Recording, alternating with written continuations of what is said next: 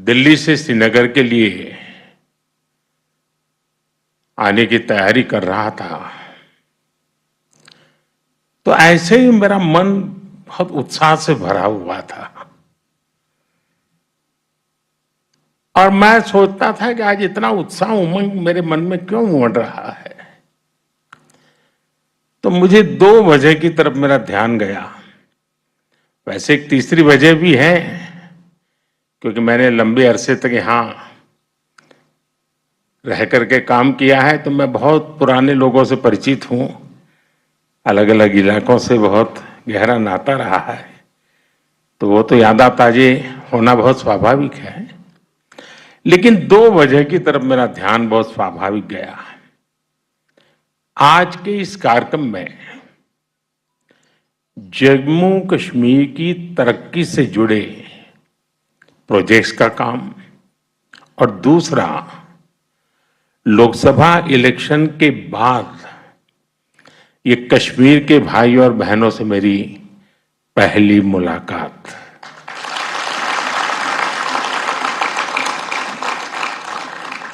साथियों, मैं भी पिछले सप्ताह इटली में G7 की बैठक में शामिल होकर के आया हूं और जैसा मनोज जी ने बताया, 3 बार किसी सरकार का लगातार बनना इस कंटिन्यूटी का बहुत बड़ा वैश्विक प्रभाव होता है। इससे हमारे देश की तरफ देखने का नजरिया बदलता है। दुनिया के दूसरे देश भारत के साथ अपने रिश्तों को प्राथमिकता देकर मजबूत करते हैं। आज हम बहुत भाग्यशाली हैं। आज भारत के नागरिकों का जो मिजाज है, ये हमारा देश, हम कह सकते हैं कि हमारी सोसाइटी, ये एस्पिरेशनल ऑल टाइम हाई है और ऑल टाइम हाई एस्पिरेशंस ये अपने आप में देश की सबसे बड़ी शक्ति होती है, जो आज भारत को नसीब हुई है। जब एस्पिरेशन हाई होती है तो लोगों की सरकार से एक्सपेक्टेशन, अपेक्षाएं भी बहुत ज्यादा बढ़ जाती हैं। इन कसौटियों पर परखने के बाद तीसरी बार लोगों ने हमारी सरकार को चुना है। एक एस्पिरेशनल सोसाइटी किसी को दोबारा मौका नहीं देती। उसका एक ही पैरामीटर होता है, परफॉर्मेंस। आपने अपने सेवा काल के दरमियान क्या परफॉर्म किया है, और वो तो उसको नजर के सामने दिखता है। वो सोशल मीडिया से नहीं चलता है, वो भाषण से नहीं होता है। और ये जो देश ने अनुभव किया, उस परफॉर्मेंस को देखा, उसी का नतीजा है कि आज एक सरकार को तीसरी बार आप सबकी सेवा करने का अवसर मिला है। जनता को सिर्फ हम पर विश्वास, और ये विश्वास कि उनकी एस्पिरेशंस को हमारी सरकार ही पूरा कर सकती है। जनता को हमारी नीयत पर, हमारी सरकार की नीतियों पर भरोसा है, उसको ये थप्पा लगा है। और ये जो एस्पिरेशनल सोसाइटी है, वो निरंतर अच्छा परफॉर्मेंस चाहती है, वो तेज गति से रिजल्ट चाहती है। उसे अब लेट लतीफी स्वीकार नहीं है, होती है, चलता है, हो जाएगा, देखेंगे, ऐसा करो फिर मिलेंगे, वो जमाना चला गया। लोग कहते बताओ भाई आज शाम को क्या होगा। ये मिजाज है आज। जनता की उम्मीदों पर चलते हमारी सरकार परफॉर्म करके दिखाती है, रिजल्ट ला करके दिखाती है। इसी परफॉर्मेंस के आधार पर 60 साल के बाद, 6 दशक के बाद तीसरी बार किसी सरकार को हमारे देश ने चुना है।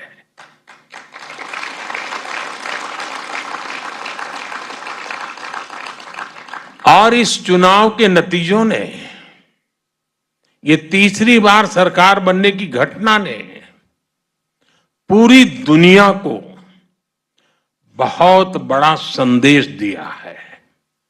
साथियों, लोकसभा इलेक्शन में मिले जनादेश का बहुत बड़ा मैसेज स्थिरता का है, स्टेबिलिटी का है।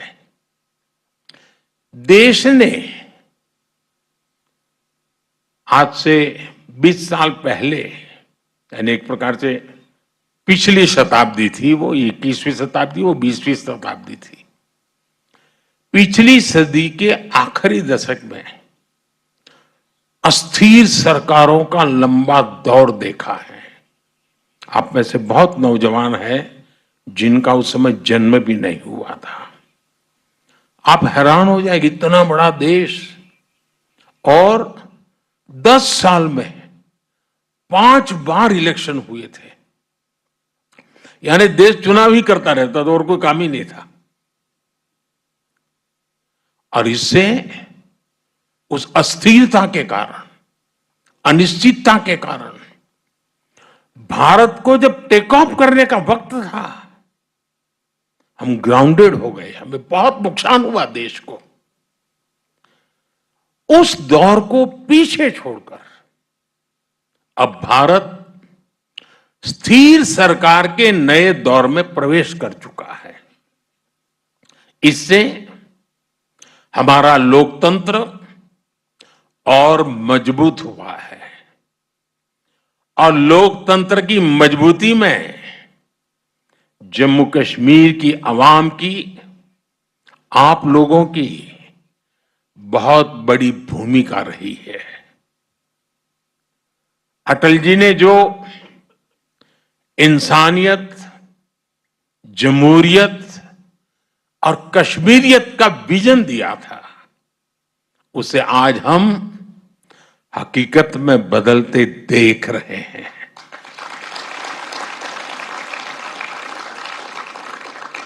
इस चुनाव में आपने जमहूरियत को जिताया है।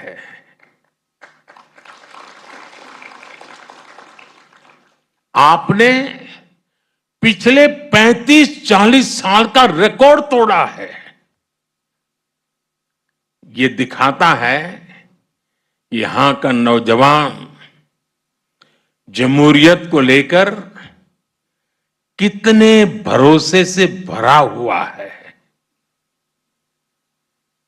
और मैं आज इन कार्यक्रमों में तो आया हूं, लेकिन मेरा मन करता था कि मैं कश्मीर की वादियों में जाके फिर से एक बार मेरे कश्मीर के भाई बहनों को रूबरू जाके धन्यवाद करूं। उन्होंने इस चुनाव में जो बढ़ चढ़ करके हिस्सा लिया है, जमहूरियत का झंडा ऊंचा किया है, इसलिए मैं आपका धन्यवाद करने के लिए आया।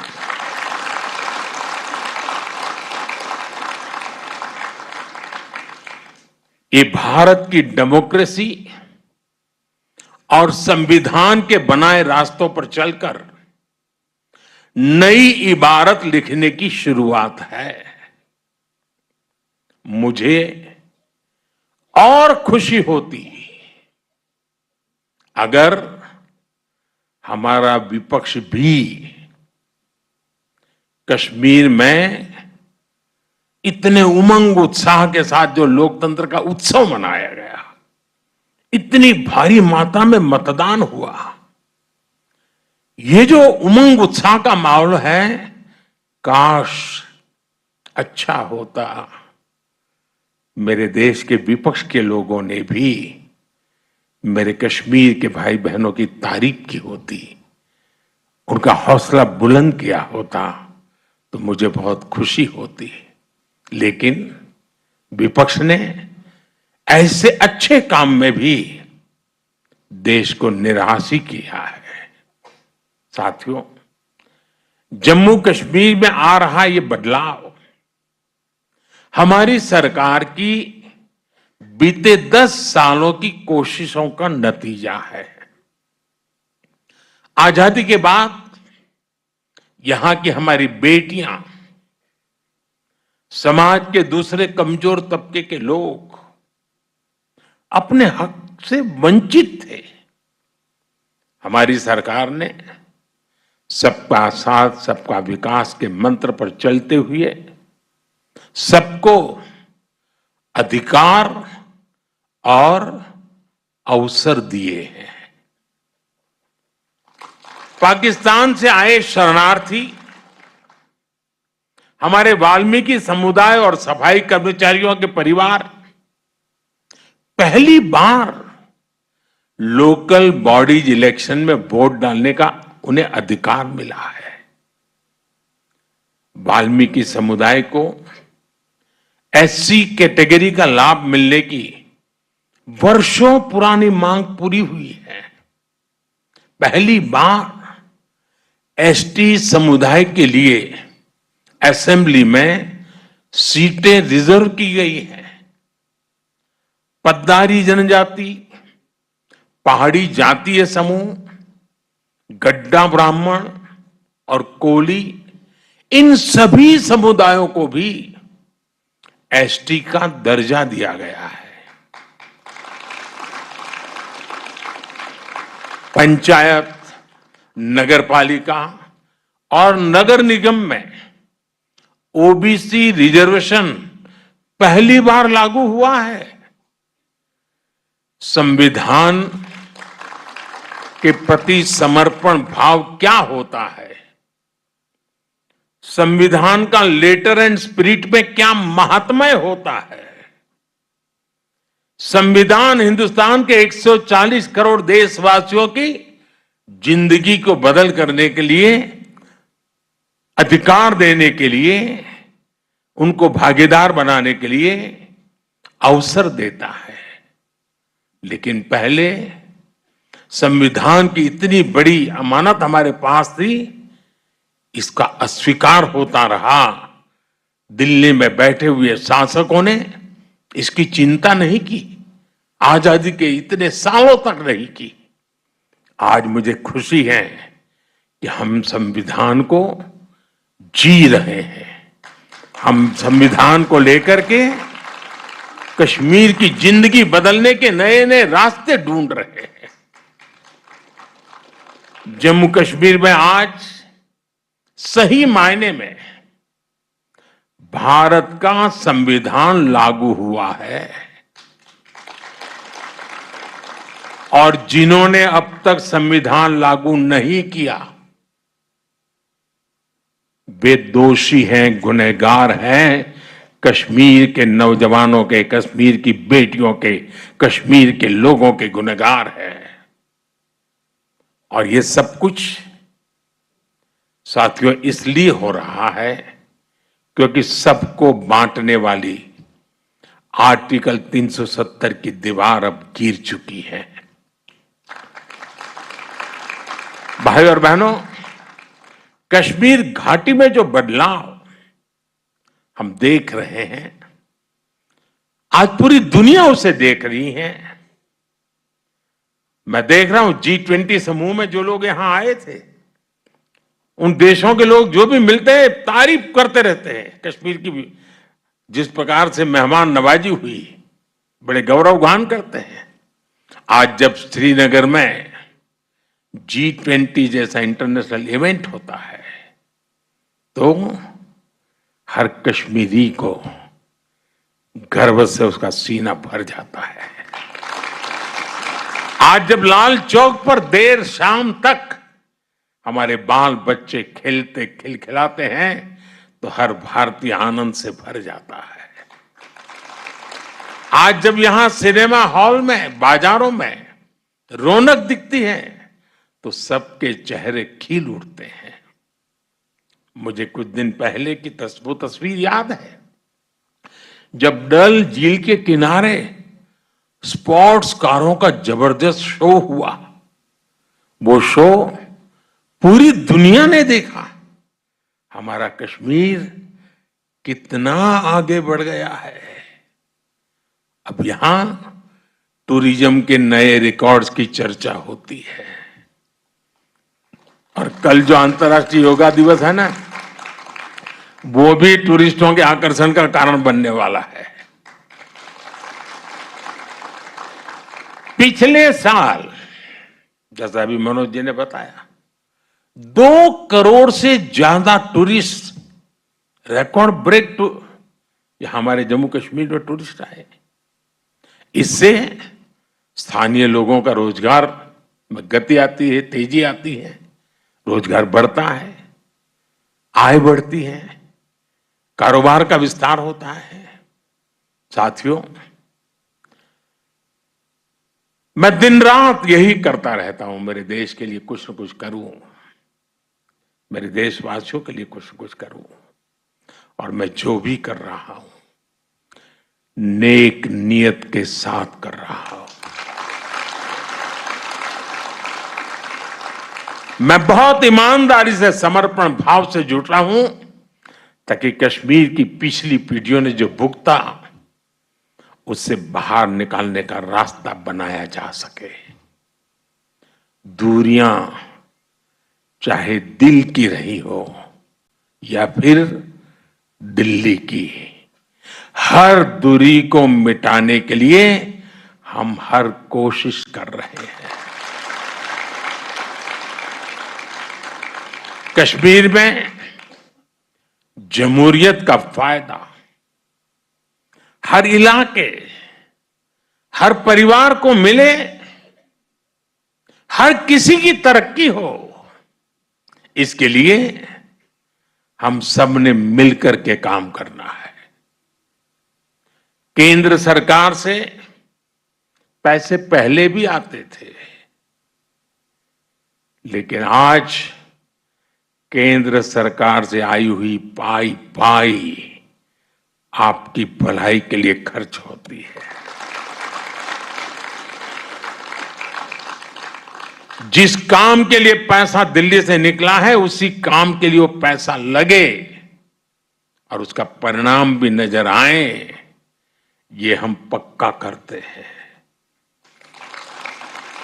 जम्मू कश्मीर के लोग लोकल लेवल पर अपने नुमाइंदे चुने, उनके जरिए आप समस्याओं के समाधान के रास्ते खोजें।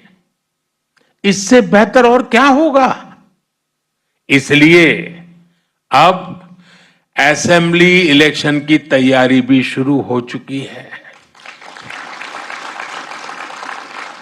वो समय दूर नहीं जब आप अपने वोट से जम्मू कश्मीर की नई गवर्नमेंट चुनेंगे। वो दिन भी जल्द आएगा जब जम्मू और कश्मीर फिर से राज्य के रूप में अपना फ्यूचर और बेहतर बनाएगा।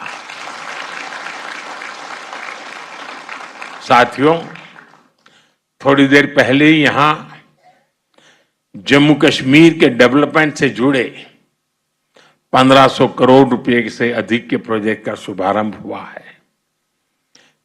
खेती और इससे जुड़े सेक्टर के लिए भी 1800 करोड़ रुपए के प्रोजेक्ट शुरू हुए हैं। मैं इन प्रोजेक्ट्स के लिए जम्मू कश्मीर के अवाम को बहुत बहुत बधाई देता हूं। मैं यहां राज्य प्रशासन को भी बधाई दूंगा कि वो सरकारी नौकरियों में सालों में करीब 40,000 सरकारी भर्तियां की गई है। अभी करीब 2,000 नौजवानों को तो इस कार्यक्रम में ही एम्प्लॉयमेंट लेटर मिला है। कश्मीर में हो रहे लाखों करोड़ रुपए के निवेश से भी स्थानीय युवाओं के लिए हजारों नई नौकरियां बन रही है। भाई और बहनों, रोड और रेल कनेक्टिविटी हो, एजुकेशन और हेल्थ से जुड़ा इंफ्रास्ट्रक्चर हो, या फिर बिजली पानी, हर मोर्चे पर जम्मू कश्मीर में बड़े पैमाने पर काम हो रहा है।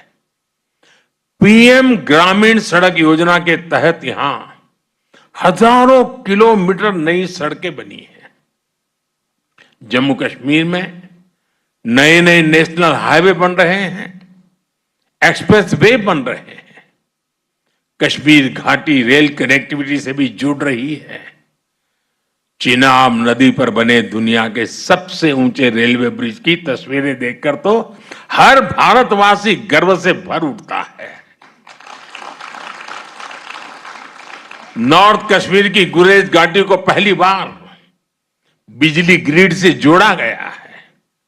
कश्मीर में एग्रीकल्चर हो, हॉर्टिकल्चर हो, हथकरघा उद्योग हो, स्पोर्ट्स हो या फिर स्टार्टअप्स, सभी के लिए अवसर बन रहे हैं। और मैं अभी ऊपर स्टार्टअप की दुनिया से जुड़े नौजवानों से मिलकर के आया। मुझे आने में देर इसलिए हुई क्योंकि मैं उनको इतना सुनना चाहता था, उनके पास इतना कुछ कहने को था। इनका आत्मविश्वास मेरे मन को बड़ा उत्साहित कर रहा था। और अच्छी पढ़ाई छोड़ करके, अच्छी कैरियर छोड़ करके अपने आप को स्टार्टअप में झोंक दिया है यहाँ के नौजवानों ने, और उन्होंने करके दिखाया। मुझे बता रहे कोई तो किसी ने 2 साल पहले चालू किया, किसी ने 3 साल पहले चालू किया, और आज एक नाम बना दिया है। और उसमें हर प्रकार के स्टार्टअप्स हैं। आयुर्वेद से जुड़े विषय हुए हैं, खान पान से जुड़े विषय हैं, वहां पर इंफॉर्मेशन टेक्नोलॉजी के नए पराक्रम दिखते हैं, साइबर सिक्योरिटी की चर्चा नजर आ रही है, फैशन डिजाइन है, टूरिज्म को बल देने वाला होम स्टे की कल्पना है। यानी शायद इतने क्षेत्रों में जम्मू कश्मीर में स्टार्टअप हो सकते हैं, और मेरे जम्मू कश्मीर के नौजवान स्टार्टअप की दुनिया में अपना डंका बजा रहे हो, ये देखने का बहुत खुशी का पल था मेरे लिए। दोस्तों, मैं इन सब नौजवानों को बधाई देता हूं। साथियों, आज Jammu Kashmir startup, skill development और स्पोर्ट्स का एक बड़ा हब बन रहा है। और मेरा मत है, जम्मू कश्मीर के पास स्पोर्ट्स की टैलेंट जो है ना, अद्भुत है जी। और मुझे पक्का विश्वास है, जो हम इंफ्रास्ट्रक्चर तैयार कर रहे हैं, कोचिज की व्यवस्थाएं कर रहे हैं, नए नए खेलों को बढ़ावा दे रहे हैं, बहुत बड़ी मात्रा में इंटरनेशनल खेलों की दुनिया में जम्मू कश्मीर के बच्चों का नाम रोशन होगा। और जम्मू कश्मीर के बच्चे मेरे देश का नाम रोशन करके रहेंगे, ये मैं अपनी आंखों से देख रहा हूं।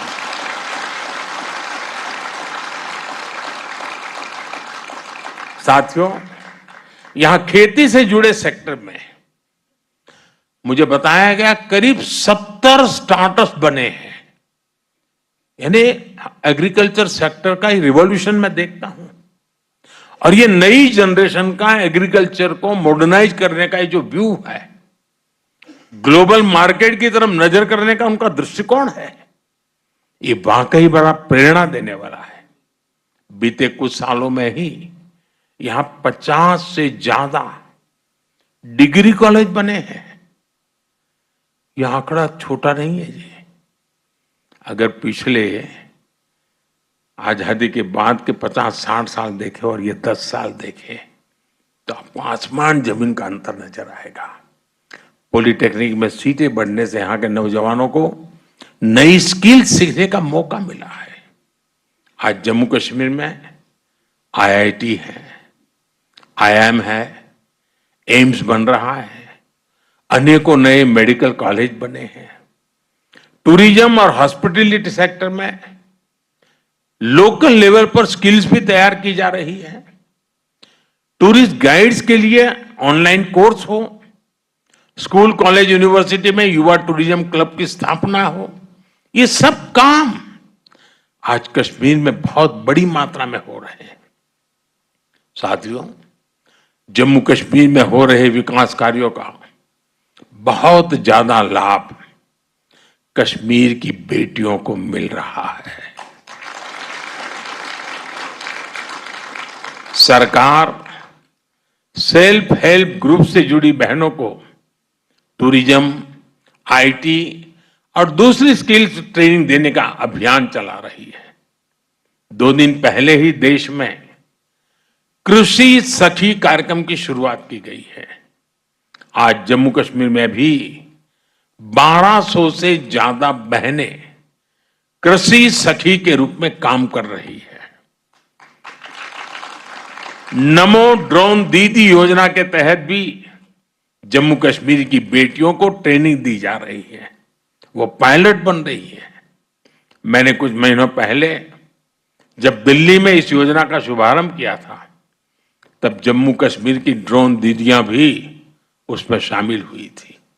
ये सारे प्रयास कश्मीर की महिलाओं की आय बढ़ा रहे हैं, उन्हें रोजगार के नए अवसर दे रहे हैं। देश की 3 करोड़ बहनों को लखपति दीदी बनाने के लक्ष्य की ओर हमारी सरकार तेजी से आगे बढ़ रही है। भाइयों बहनों, टूरिज्म और स्पोर्ट्स में भारत दुनिया की एक बड़ी पावर बनने की तरफ आगे बढ़ रहा है। इन दोनों सेक्टर्स में जम्मू कश्मीर के पास बहुत सामर्थ्य है। आज जम्मू कश्मीर के हर जिले में शानदार स्पोर्ट्स इंफ्रास्ट्रक्चर बनाया जा रहा है। यहां करीब 100 खेलो इंडिया के 100 सेंटर्स बनाए जा रहे हैं। जम्मू कश्मीर करीब 4,500 नौजवानों को नेशनल और इंटरनेशनल कंपटीशन के लिए ट्रेन किया जा रहा है। यह आंकड़ा बहुत बड़ा है जी। विंटर स्पोर्ट्स के मामले में तो जम्मू कश्मीर एक प्रकार से भारत की कैपिटल बनता जा रहा है। इसी फरवरी में ही यहां जो 4था खेलो इंडिया विंटर गेम्स का आयोजन हुआ, उसमें देश भर के 800 से ज्यादा खिलाड़ियों ने हिस्सा लिया है। ऐसे आयोजनों से भविष्य में यहां इंटरनेशनल स्पोर्ट्स इवेंट्स के लिए नई संभावनाएं बनेगी। साथियों, ये नई ऊर्जा, ये नई उमंग, और इसके लिए आप सब मुबारक के अधिकारी हैं। लेकिन अमन और इंसानियत के दुश्मनों को जम्मू कश्मीर की तरक्की पसंद नहीं है। आज वो आखिरी कोशिश कर रहे हैं कि जम्मू कश्मीर का विकास रुक सके, यहां अमन चैन स्थापित न हो। हाल ही में जो आतंकी वारदातें हुई हैं, उन्हें सरकार ने बहुत गंभीरता से लिया है। गृह मंत्री जी ने जम्मू कश्मीर प्रशासन के साथ मिलकर सारी व्यवस्थाओं को रिव्यू किया है। मैं आपको आश्वस्त करता हूं कि जम्मू कश्मीर के दुश्मनों को सबक सिखाने में कोई कोर कसर बाकी नहीं छोड़ेंगे। जम्मू कश्मीर की नई पीढ़ी स्थायी शांति के साथ ही जिएगी। जम्मू कश्मीर ने तरक्की का जो रास्ता चुना है, उस रास्ते को हम और मजबूत करेंगे।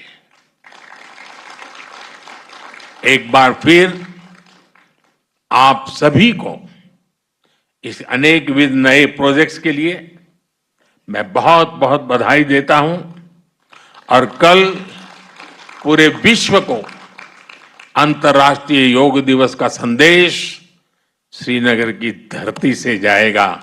इससे बड़ा सुहाना अवसर क्या हो सकता है। विश्व मंच पर मेरा श्रीनगर फिर से एक बार चमकेगा।